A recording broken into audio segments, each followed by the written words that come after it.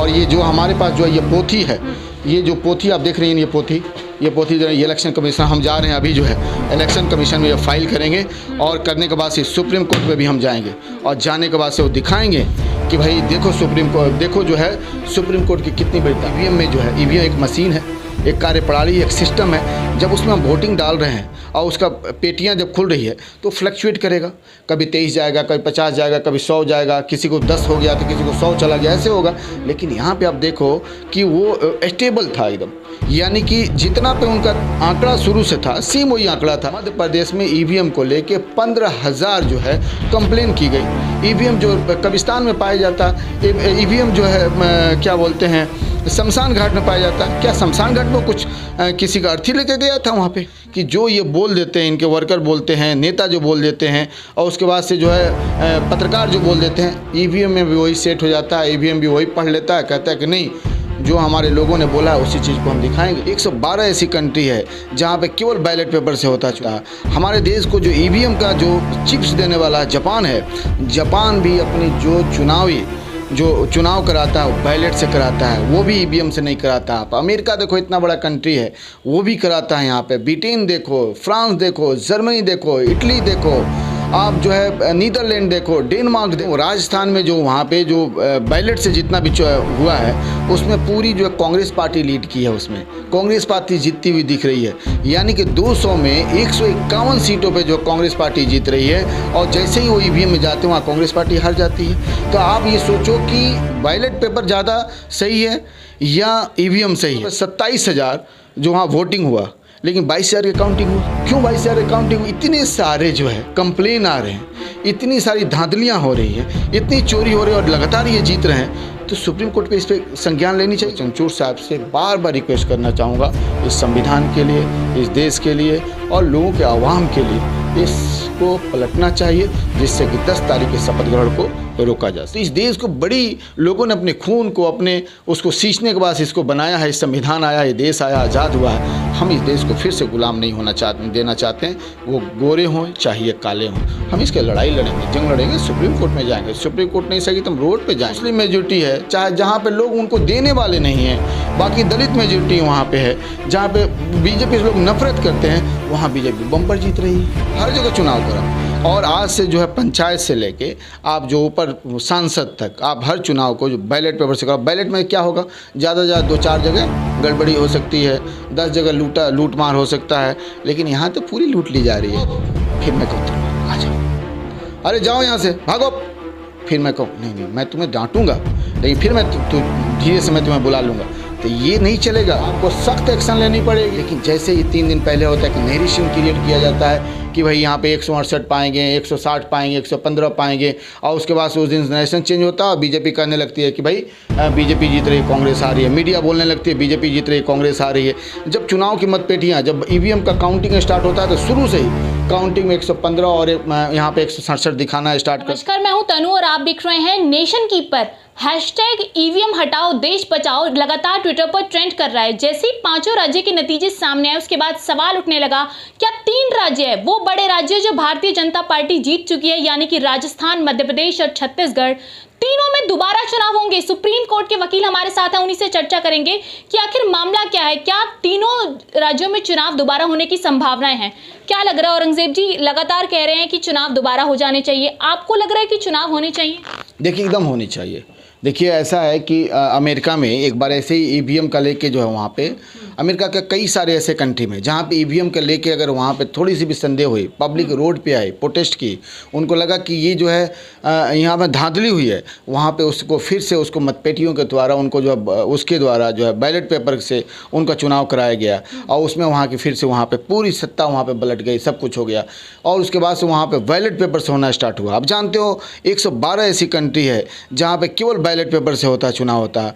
हमारे देश को जो ईवीएम का जो चिप्स देने वाला जापान है, जापान भी अपनी जो जो चुनाव कराता है वो बैलेट से कराता है, वो भी ईवीएम से नहीं कराता। आप अमेरिका देखो, इतना बड़ा कंट्री है, वो भी कराता है यहाँ पे। ब्रिटेन देखो, फ्रांस देखो, जर्मनी देखो, इटली देखो, आप जो है नीदरलैंड देखो, डेनमार्क देखो, ये सब कंट्री आप अगर छोड़ दो तो वो डिक्टेटर कंट्री जितनी भी है उन कंट्री को बात छोड़ दो, सऊदी अरबिया, बाकी यहाँ तो चुनाव ही नहीं होता है। आप तुर्की को, ये सबको हटा दो। इवन तुर्की में भी आप देखो तो वहाँ पे मतपेटियाँ जो है, वहाँ पे भी जो वोटिंग के थ्रू होता है, बैलेट पेपर से होता है। तो हिंदुस्तान में क्यों?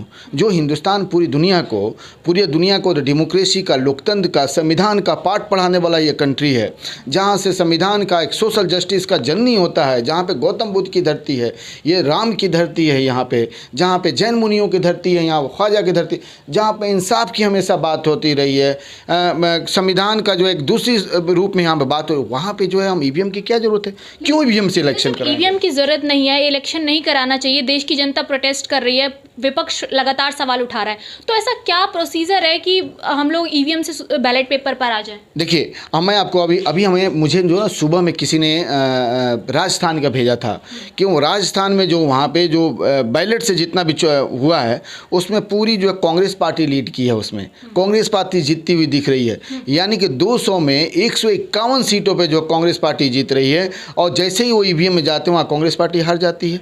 तो आप ये सोचो कि बैलेट पेपर ज़्यादा सही है या ईवीएम सही है। अब उसी जो राजस्थान की अगर हम बात करें, बाकी को बात करेंगे, अगर देखें राजस्थान में, चाहे मध्य प्रदेश में, चाहे छत्तीसगढ़ की तो बात ही नहीं हो रही थी। वहाँ पे साफ था कि मेजोरिटी में जो कांग्रेस पार्टी आ रही है, लेकिन मध्य प्रदेश में भी सेम वही बात ही होती है। राजस्थान में कांटे के टक्कर को दिखाया जा रहा था कि 96 है, 92 है, मिड लाइन है, लेकिन ये दोनों स्टेट तो क्लियर था। और लेकिन ये दोनों स्टेट में आखिर कैसे चेंज हो गया? वो भी 3 दिन पहले चेंज होता है। पहले जो है आपको 3 दिन से पहले जितनी मीडिया, अंजना ओम कश्यप, जितने भी मोदी वगैरह जितने भी हैं, सुधीर चौधरी से लेके जितने भी हैं, सी वोटर से जितने भी हैं, सब दिखा रहे हैं कांग्रेस पार्टी जीत रही है। मध्य प्रदेश से लेके हर जगह दिखा, इवन राजस्थान में दिखा रहे हैं, अशोक गहलोत बन रहे हैं, यहाँ पे कमलनाथ बन रहे हैं, वहाँ पे बाघेल बन रहे हैं। लेकिन जैसे ही 3 दिन पहले होता है कि नैरेशन क्रिएट किया जाता है कि भाई यहाँ पे 168 पाएंगे, 160 पाएंगे, 115 पाएंगे, और उसके बाद से उस दिन नैरेशन चेंज होता है और बीजेपी कहने लगती है कि भाई बीजेपी जीत रही है, कांग्रेस आ रही है। मीडिया बोलने लगती है बीजेपी जीत रही है, कांग्रेस आ रही है। जब चुनाव की मतपेटियाँ, जब ईवीएम का काउंटिंग स्टार्ट होता है तो शुरू से ही काउंटिंग में 115 और यहाँ पे 167 दिखाना स्टार्ट करते हैं, वहाँ पे भी वो लीडिंग दिखाते हैं। आप भी बताओ कि हम जो है चुनाव ईवीएम में जो है, ईवीएम एक मशीन है, एक कार्यप्रणाली, एक सिस्टम है, जब उसमें हम वोटिंग डाल रहे हैं और उसका पेटियां जब खुल रही है तो फ्लक्चुएट करेगा, कभी 23 जाएगा, कभी 50 जाएगा, कभी 100 जाएगा, किसी को 10 हो गया तो किसी को 100 चला गया, ऐसे होगा। लेकिन यहाँ पे आप देखो कि वो स्टेबल था एकदम, यानी कि जितना पे उनका आंकड़ा शुरू से था सेम वही आंकड़ा था। हम अभी से नहीं, 14 से हम देख रहे हैं ये आंकड़े। तो ये बताओ कि ये कौन से ऐसे सिस्टम है कि जो ये बोल देते हैं, इनके वर्कर बोलते हैं, नेता जो बोल देते हैं, और उसके बाद से जो है पत्रकार जो बोल देते हैं, ईवीएम में भी वही सेट हो जाता है, ईवीएम भी वही पढ़ लेता है, कहता है कि नहीं जो हमारे लोगों ने बोला है उसी चीज़ को हम दिखाएंगे, बाकी नहीं दिखाएंगे। अब बताओ कि ईवीएम में अभी मैंने देख रहा था, धीरज गुज्जर जो हैं राजस्थान के, वो बता रहे थे कि वहाँ पे 27,000 जो वहाँ वोटिंग हुआ, लेकिन 22,000 की काउंटिंग हुआ। क्यों 22,000 की काउंटिंग हुई भाई? उसी तरह से कई जगह ऐसा हुआ। मध्य प्रदेश में ईवीएम को लेके 15,000 जो है कंप्लेन की गई। ईवीएम जो कब्रिस्तान में पाया जाता, ईवीएम जो है क्या बोलते हैं शमशान घाट में पाया जाता। क्या शमशान घाट में कुछ किसी का अर्थी लेके गया था वहाँ पे, या शमशान घाट में मोदी जी अमित शाह का वहाँ इंतजार कर रहा था वो, या कब्रिस्तान में किसी और का इंतजार कर रहा था? आपके पास कोई कंप्लेन वगैरह आई है? देखिए मेरे पास बहुत सारी कंप्लेन आई है, बहुत सारे लोग कंप्लेन कर रहे हैं और वो कॉल भी कर रहे हैं मेरे पास। और ये जो हमारे पास जो है ये पोथी है, ये जो पोथी आप देख रही हैं, ये पोथी जो है ये इलेक्शन कमीशन, हम जा रहे हैं अभी जो है इलेक्शन कमीशन में ये फाइल करेंगे, और करने के बाद से सुप्रीम कोर्ट में भी हम जाएंगे, और जाने के बाद से वो दिखाएंगे कि भाई देखो देखो जो है सुप्रीम कोर्ट की कितनी बड़ी ताकत है। आप ही बताओ कि इंदिरा गांधी जी जब इमरजेंसी आया था तो इलाहाबाद हाई कोर्ट के एक जो ऑर्डर से वहाँ तख्ता पलट हो गई, सब कुछ चेंज हो गया, इमरजेंसी की नौबत आ गई। आप भी बताओ कि इतने सारे जो है कंप्लेन आ रहे हैं, इतनी सारी धांधलियाँ हो रही हैं, इतनी चोरी हो रही है और लगातार ये जीत रहे हैं, तो सुप्रीम कोर्ट पे इस पर संज्ञान लेनी चाहिए कि नहीं? चंद्रचूड़ अक्सर फटकार लगाते हैं, लेकिन जब ये इलेक्शन कमीशन का मुद्दा आया तो आपको लग रहा है इलेक्शन कमीशन बायस्ड है बीजेपी की तरफ? मैं ये कहता हूँ कि आपको, अरे तनु जाओ, फिर मैं कहता हूँ आ जाओ, अरे जाओ यहाँ से, भागो, फिर मैं कहूँ नहीं नहीं मैं तुम्हें डांटूंगा, लेकिन फिर मैं धीरे से मैं तुम्हें बुला लूँगा। तो ये नहीं चलेगा कि एक तरफ से आप डांटोगे भी और फिर से उसके बाद प्यार भी करोगे, बुला के अपने पास में खिलाओगे भी और कहोगे जो कर रहे हो ठीक है। आपको सख्त एक्शन लेनी पड़ेगी। आपको डेमोक्रेसी को अगर बचाना है और अपने आप को यादगार मेमोरेबल बनानी है तो चंद्रचूड़ साहब को एक्शन लेनी चाहिए, क्योंकि लोगों की अगर कोई आशा है तो देश की सबसे बड़ी मंदिर है जो इंसाफ की मंदिर है, सुप्रीम कोर्ट है। सुप्रीम कोर्ट से हम सबको आशा है, बाकी लोगों को भी आशा है, लाखों एडवोकेट को भी आशा है कि भाई इसमें न्याय मिलेगा। और ईवीएम को बैन, और ईवीएम क्यों नहीं बैन होनी चाहिए? अब मैं ये बोलता हूँ कि हर एक आदमी वो सेटिस्फाइड नहीं है, नेता सेटिस्फाइड नहीं है, अपोजिशन सेटिस्फाइड नहीं, जो पब्लिक वोट दे रही है वो सेटिस्फाइड नहीं है। अब बताओ मैं नेता हूँ, मैं इलेक्शन लड़ रहा हूँ, मैं पता चलता है कि मेरी बीबी का वोट मेरे पे नहीं आया, मेरे बच्चों का वोट नहीं आया, मेरे घर वालों का नहीं आया, मेरे रिश्तेदार का नहीं है, गाँव का छोड़ो। अब बताओ तो इसमें क्या हो सकता है? आजम खान के आप देखे थे ना रामपुर में, आजम खान की कहानी क्या हुआ थी? वहाँ पे जो वोट था देवबंद में आप देखे थे, जहाँ मुस्लिम मेजॉरिटी है, चाहे जहाँ पे लोग उनको देने वाले नहीं हैं, बाकी दलित मेजॉरिटी वहाँ पे है, जहाँ पे बीजेपी से लोग नफरत करते हैं, वहाँ बीजेपी बम्पर जीत रही है, वहाँ पे उनकी सीटें आ रही हैं। तो इससे साफ जाहिर क्या होता है? इससे जाहिर होता है कि ये धांधली है और इसमें ईवीएम की जो है पूरी सेटिंग की जा रही है और करने के बाद से जो है इसमें जीता जा रहा है। लेकिन ये बहुत दिनों तक नहीं चलेगा। हमारे देश में हमेशा 20 साल के बाद से एक जन क्रांति आई है। आप देखो 50 के बाद से जो है 70 में आती है क्रांति, 70, 72, 75 आते आते उसके बाद से फिर से आपको देखो 75 के बाद से 90 में आती है बीपी सिंह वाले ये सब में, जिसमें अडवाणी को जूते का हार पहनाया गया। उसके बाद से देखो फिर से केजरीवाल ये सब का क्रांति आती है। देश में फिर एक क्रांति आने वाली है और ये क्रांति बहुत ज़बरदस्त क्रांति होगी जो कि यहाँ के सत्ता, शासन और प्रशासन को हिला कर रख देगी। और वो जो न्याय प्रणाली आएगी वो सबसे ज़बरदस्त होगी और न्यायिक होगी और एक कार्य प्रणाली जो है उसका जो जनता के साथ होगी। तो ये आने वाली है इस देश में। ये नेता जितने भी जो काम कर रहे हैं, मोदी जी अपने आप में सजग हो जाएं, क्योंकि जनता बहुत दिनों तक इसको बर्दाश्त नहीं करेगी। जनता इसका हिसाब लेकर रहेगी। इसलिए मैं चंद्रचूड़ साहब से बार बार रिक्वेस्ट करना चाहूँगा, इस संविधान के लिए, इस देश के लिए और लोगों के आवाम के लिए इसको पलटना चाहिए, जिससे कि 10 तारीख के शपथ ग्रहण को रोका जा सके। लेकिन सर जैसे ही राज्य हारती है कांग्रेस पार्टी लगातार ईवीएम पर सवाल उठने लगते हैं, तो क्या अपना ठीकड़ा ये ईवीएम पर फोड़ देते हैं और बीजेपी को दोष देते हैं, उसके बाद ये मुद्दा तूल पकड़ लेता है? भाई जब ईवीएम में गड़बड़ी है तो हम क्यों नहीं बोलेंगे? ईवीएम में गड़बड़ी देखो, जिन राज्यों को कांग्रेस जीतती है उनमें ईवीएम में गड़बड़ी नहीं होती। तेलंगाना जैसे जीत गई है। देखिए मैं ये नहीं कहता हूँ कि तेलंगाना, मैं कहता हूँ कि तेलंगाना को भी आप वहाँ भी सस्पेंड करो, ख़त्म करो, मतलब वहाँ भी चुनाव कराओ, आप हर जगह चुनाव कराओ।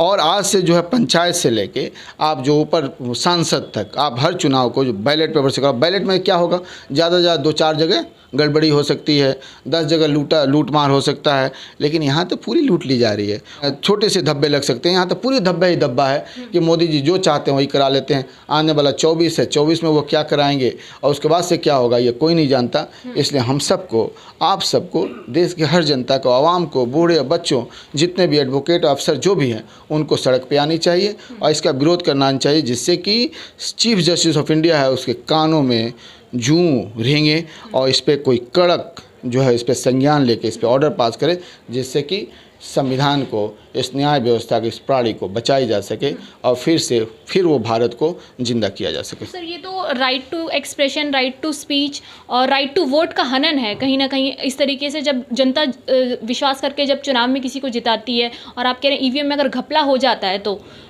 कैसे बचाया जाएगा इसको? क्योंकि बैलेट पेपर से चुनाव होने की तो कोई संभावना नज़र ही नहीं आ रही। नहीं, बैलेट पर क्यों नहीं संभावना आती है? आप ये बताओ, देश की आवाज़ को बचाना चाहते हैं तो आपको लाना पड़ेगा किसको? बैलेट को, और ला के फिर से वो संविधान की को नींव को मजबूत करना पड़ेगा, जिसे अम्बेडकर चाहते थे, जिसे गांधी चाहते थे। ये देश को बड़ी मुसीबत के बाद से, बड़ी मशक्क़त के बाद से देश को आज़ाद किया गया है। आप जानती हैं 57 के जब जंगे आज़ादी में जब स्टार्ट हुआ, उस समय जो है आपको दिल्ली से लेके आप फर्रुखाबाद से लखनऊ तक जितने भी पेड़ दरख्त थे, उस दरख्त पे मौलवी और जो बाबा थे उन लोगों को लटका दिया गया था। यहाँ तक कि किस मदरसे में कोई मौलवी नहीं बचा था कि फिर से अरबी और फ़ारसी सबको जो है फिर से पढ़ाया जा सके। तो फिर से लखनऊ में एक जो है बाराबंकी में एक मदरसे को तामीर किया गया, वो बचा, फिर से एक बिहार में बचा, फिर वहाँ से फिर स्टार्ट किया गया। तो इस देश को बड़ी लोगों ने अपने खून को, अपने उसको सींचने के बाद इसको बनाया है, इस संविधान आया, ये देश आया। है, आज़ाद हुआ है, हम इस देश को फिर से गुलाम नहीं देना चाहते हैं। वो गोरे हों चाहे ये काले हों, हम इसके लड़ाई लड़ेंगे, जंग लड़ेंगे, सुप्रीम कोर्ट में जाएंगे। सुप्रीम कोर्ट नहीं सही तो हम रोड पे जाएंगे और प्रोटेस्ट करेंगे, और इसके लिए चाहे जो भी हो। ठीक है, बहुत बहुत धन्यवाद औरंगजेब जी। तो 5 राज्यों में से 3 राज्यों में दोबारा चुनाव होने चाहिए। 3 बड़े राज्य कांग्रेस पार्टी 2024 से पहले हार चुकी है और अंदेशा था, लगातार ओपिनियन पोल्स ये दावा कर रहे थे कि कांग्रेस पार्टी जीत रही है, लेकिन रिजल्ट कुछ और ही निकला और लगातार ईवीएम पर सवाल उठ रहे हैं। कमेंट सेक्शन में राय जरूर दें कि क्या ईवीएम बैन होना चाहिए। नमस्कार।